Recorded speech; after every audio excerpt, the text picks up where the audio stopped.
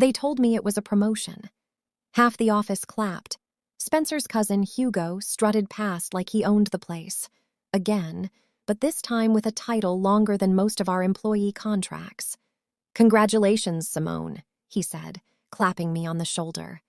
"You're, promoted." The ellipsis was the hint. Everyone else knew what it meant. Hugo had been handed my portfolio, my responsibilities, my entire team. Overnight, I went from head of operations to invisible consultant.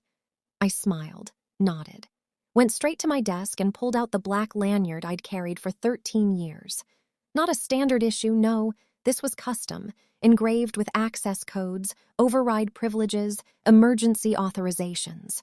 It opened doors that didn't exist on any floor plan. Not just doors, systems, servers, secure cloud nodes, firewalls, vendor credentials, legal contracts, critical email threads. Hugo thought I was handing over a stapler.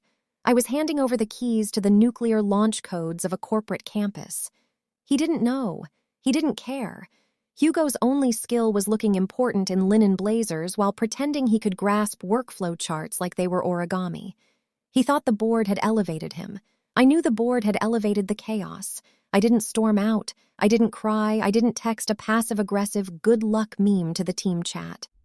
I went to the server closet, opened the panel, and let it hum. Systems were still running. Lights still flickered.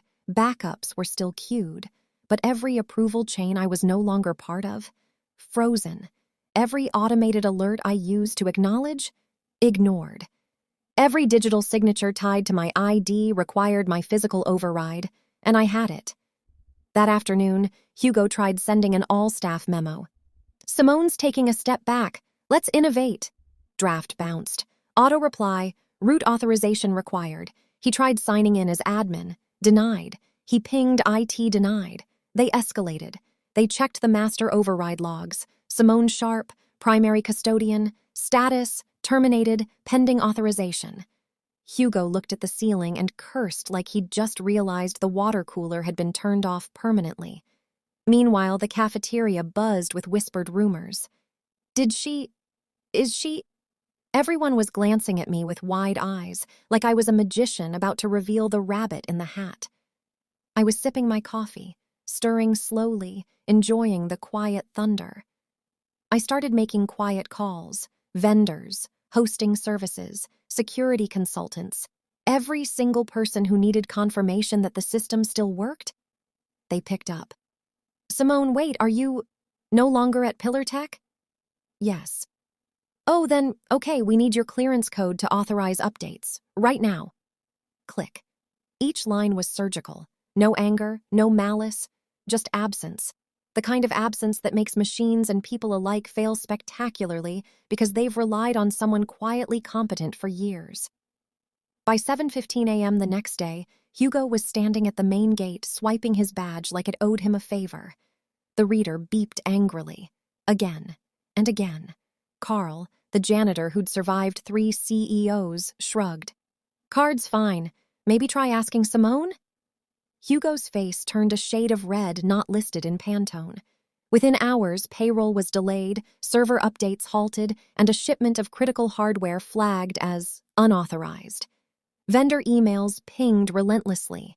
Primary authorization required. Current custodian, Simone Sharp. Please contact immediately. Hugo forwarded everything to Bryce, his frat buddy in IT, who immediately panicked and attempted a brute force override that triggered the emergency lockout protocol. Temperature sensors spiked, air conditioning failed, employees were sweltering in collared shirts and ties like roast chickens. I watched all of this unfold from my favorite cafe downtown, latte in hand, glancing at the Pillar Tech building across the street. I didn't touch a thing, didn't type a single line. Just let the systems respond the way they were designed. They were fine. He wasn't. And that was enough. By mid-afternoon, Spencer, who had assumed he could intervene, got a text from the compliance board. Unauthorized termination of primary custodian. All critical workflows are on hold. Federal compliance review initiated. Hugo shrieked. The interns scattered. The IT team looked like they'd been hit by a bus.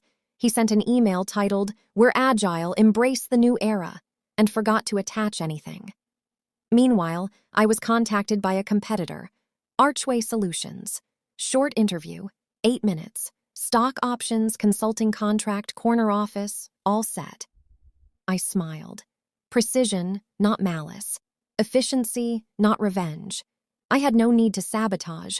The systems did it for me. The chaos spread because someone thought credentials were a trophy to pass around like candy. That evening, I updated my burner login, watched the internal chat threads explode, and poured a glass of wine. Hugo's revolutionary leadership was crumbling in real time. Compliance flags, payroll errors, hardware blocks, vendor lockouts, staff confusion, and all I did was let gravity do what it always does when the foundation is removed without warning. Hugo learned something important that day. Titles are temporary. Buzzwords are meaningless. And invisible structures, the ones no one sees until they fail, are the real backbone of any empire. I, Simone Sharp, had quietly pulled the thread, and the whole house of cards was unraveling.